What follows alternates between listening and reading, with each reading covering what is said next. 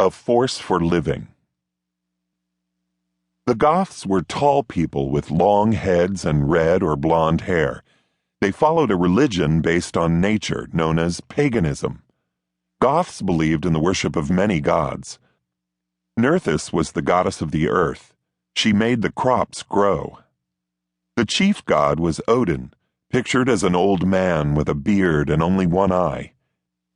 He was the god of war and had two raven messengers named Hugin, thought, and Munin, memory. They flew around the world to bring Odin all the news of the day. Odin was also the father of poetry and the inventor of the runes, or alphabet symbols. Supposedly, the magic of the runes could heal the sick or protect a person from harm. Ostera was the pagan goddess of spring and beauty. Christians did not feel they could demonize her the way they did other pagan gods because she represented purity and innocence. Christians adapted Ostera's holiday celebrated on the spring equinox, when day and night are of equal length, into Easter. Both holidays included the fertility symbol of rabbits and the ritual of coloring eggs.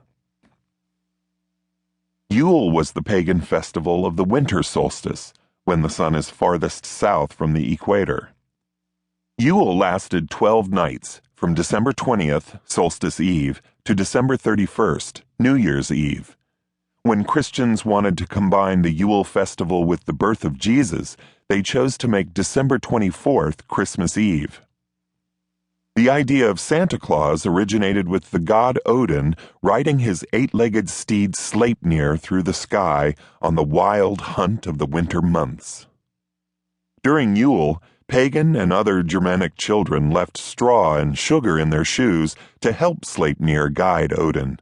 In return, Odin left them gifts. Goths and the Roman Empire.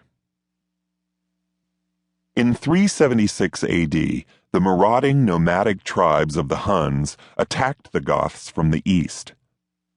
Two groups of Goths, the Tervingi and the Gruthungi, fled to the Danube River along the northern border of the Roman Empire.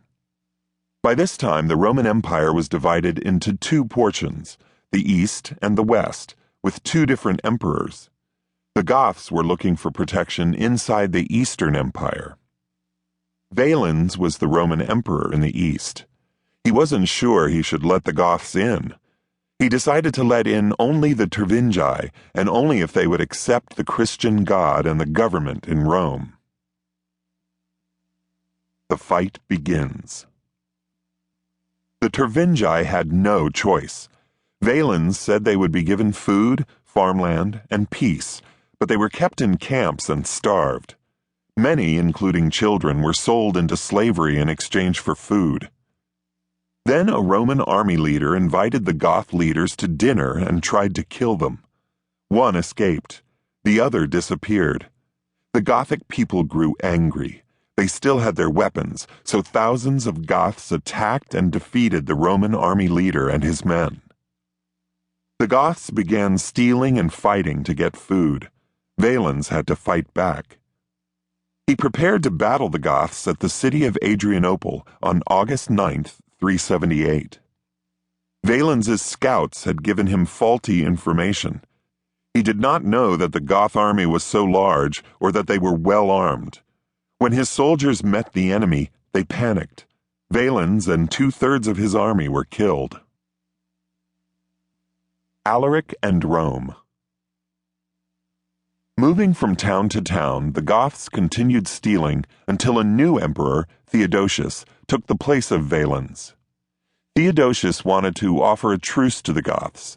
If Goths would serve in the Roman army, he said he would give them land in northern Bulgaria. The Goths accepted Theodosius's offer. To the Romans, the Goths were still crude and dangerous. They remembered their loss at Adrianople. On the battlefield, Goth soldiers serving in the Roman army were pushed to the front and were the first to die. The Goths felt betrayed again. Then, in 395, 13 years after the agreement, Theodosius died.